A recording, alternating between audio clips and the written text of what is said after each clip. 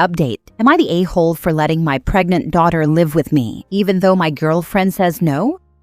Original post. I, 40 male, have an 18-year-old daughter with my ex-wife. We'll call her Maddie. We divorced when she was 7, and I had her 3 weekends a month. Her mom moved to a suburb almost an hour outside the city to be closer to her family and for a better school. My work was in the city, and after a while, Maddie got sick of all the driving and asked if we could go to a different schedule. We talked most days on the phone, and I have been very involved in her life.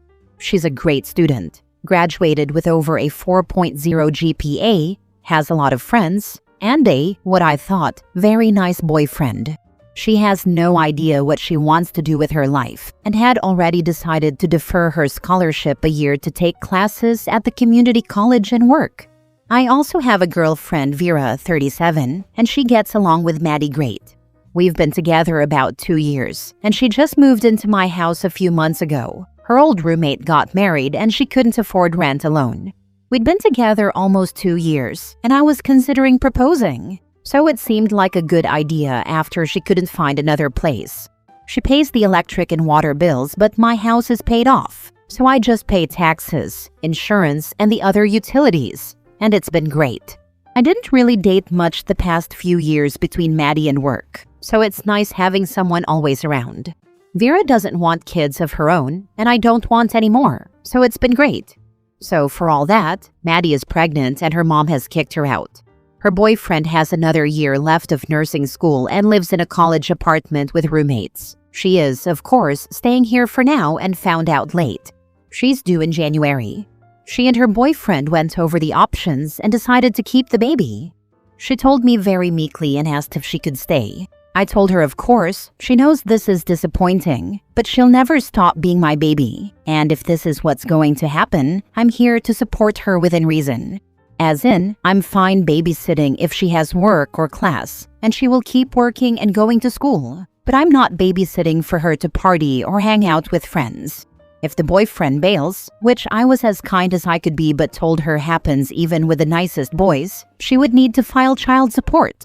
And I would give her grace before and after birth. But when she's recovered, she will go back to doing chores on top of baby ones.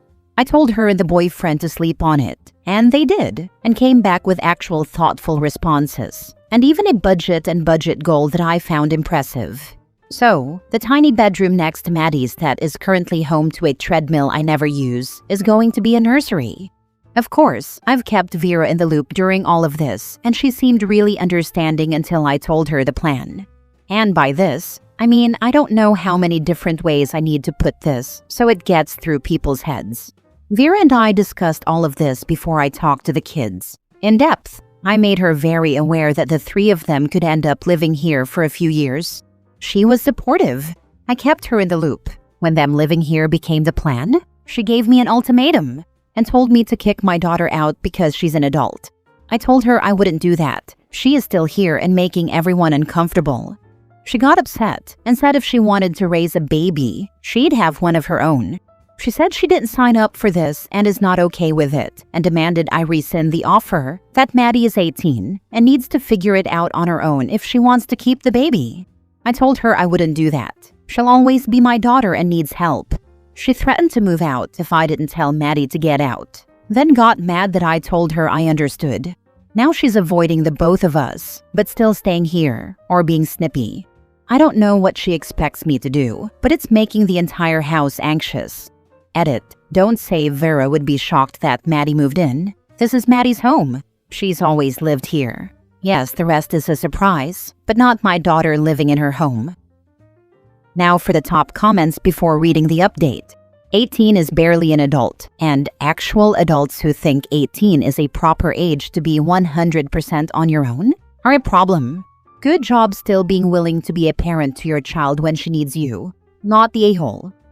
Totally agree. Your first priority is and should always be your daughter. Coming in second is your girlfriend. If girlfriend can't understand this, then she's not the one for you. Your daughter is lucky to have a father who is loving and supportive, not the a-hole.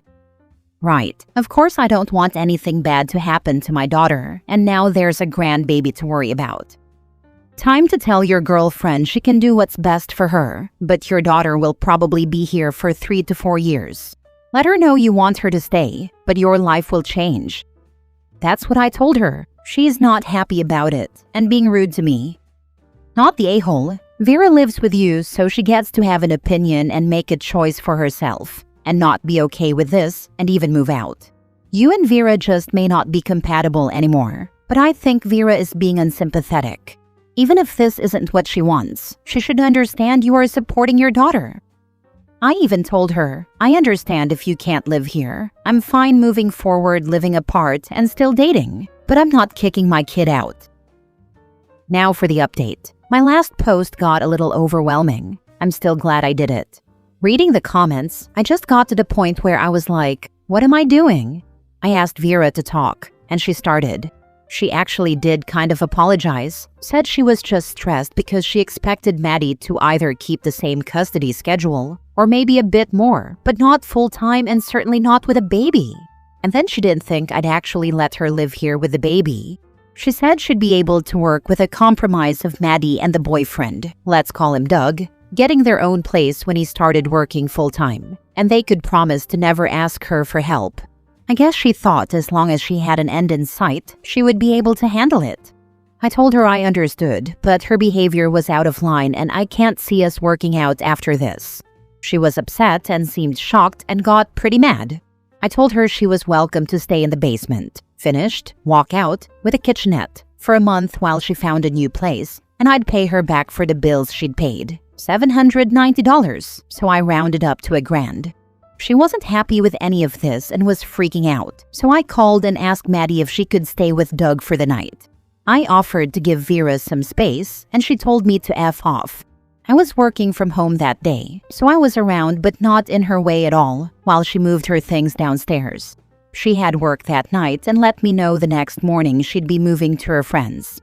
I offered help, but again she said no and left her key on the counter. I changed the security code but told her if she left anything there, just to let me know, and I'd let her in to come and get it. So I thought there'd be no drama. I was obviously sad but felt better about the whole thing. We can't prove anything, but Maddie's carnivorous plants started rapidly dying the last few days, and she said a bunch of her concentrated fertilizer was gone. We all know not to touch them or water them, as in she had me install rain barrels because they can't have tap water. She's devastated and hasn't said it directly, but I think we both believe Vera did something to them. I've asked her if she wants me to do anything about it, and she said no. At one point, Vera sent her a nasty text saying she's the reason I'm alone, and she hopes she's happy. I told her to block her. I don't know if she feels guilty or like she deserves it. She doesn't even want me to replace them and said she'll just try to salvage some of them. So if anyone knows of good sites in the US to buy pictures or pings, hit me up. So, not great. I'm gonna stay single for a while, obviously. But there's some good news. I have a female friend who Maddie has known forever and has had kids, and she took her out to lunch. My issue was that Maddie thought she could power through and take courses in the spring with a newborn. She wouldn't listen to me and told me she'd make it work. My friend was able to convince her that one semester wasn't going to ruin her life, so that is a positive. And the boyfriend, Doug, I talked with his parents. They are like me, not thrilled but going to be supportive and excited for a grandbaby. They live over an hour away, but I told them I had a spare room they could use when they visit. And Doug, who does work part-time while he's in school, I told him yes, work this semester. But next semester, your number one job is to finish your degree no matter what. I am willing to support them both financially and with the baby more than I normally would next semester, because I know the best way to ensure my grandbaby has a good life is making sure their dad has his degree and a good job. He seemed to understand and was thankful. Maybe he's not as much of a ding-dong as I thought he was, lol. So to recap, I broke up with Vera and she moved in with a friend.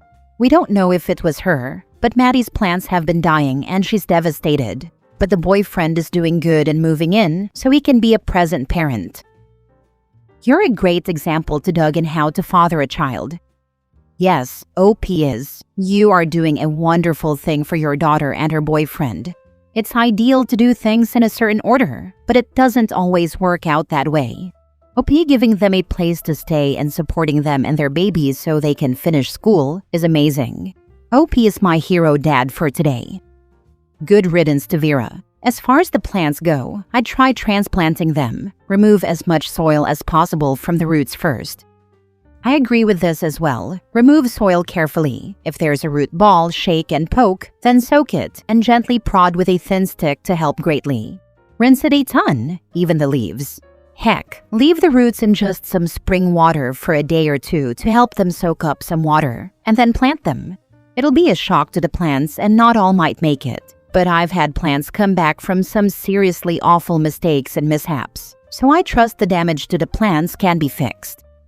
This is what she's been doing, but most of the leaves and pictures are destroyed. Last story. Am I the a-hole for refusing to find a way to live with my dad's girlfriend's daughter? My dad's girlfriend is Jenny, and she has a daughter, Ruby, who's the same age as me, 17 male. Me and Ruby met when we were 11. She had just moved here and was a transfer student at school. At first, we didn't really interact, and she made friends with some other kids. But then when we did virtual school, she would DM me during classes and ask me if I liked this friend of hers, and she did it so much that I asked her why the heck she kept asking when I said no. I reported it to our teacher and got her into trouble, which pissed her off. Ruby went back to school in person before me and bothered all my friends about me liking her friend. Then she tried to set two of them up with her friend. When I went back to school in person, she tried to kiss me one day out of nowhere, and I stopped her and was like, "What the heck are you doing?" She really tried to make me accept that kiss, but I was taller and stronger than her, so I could keep her away from my mouth easier. After I wouldn't let her kiss me, she went to the principal and said one of my friends assaulted her friend, and she made this big deal out of her friend being afraid to report what happened. Her friend said it was all lies and nobody assaulted her, and Ruby got into huge trouble. That's when I came forward with her trying to kiss me, and it got her into more trouble. My dad knew about the thing with Ruby and had to meet with the principal about it. Me and Ruby ended up sharing a bunch of classes when we started high school, and she acted like we were exes or something. She went from obsessing over me liking her friend to trying to kiss me, and my friends were like, "She probably likes you and wanted to make sure you didn't like the other girl."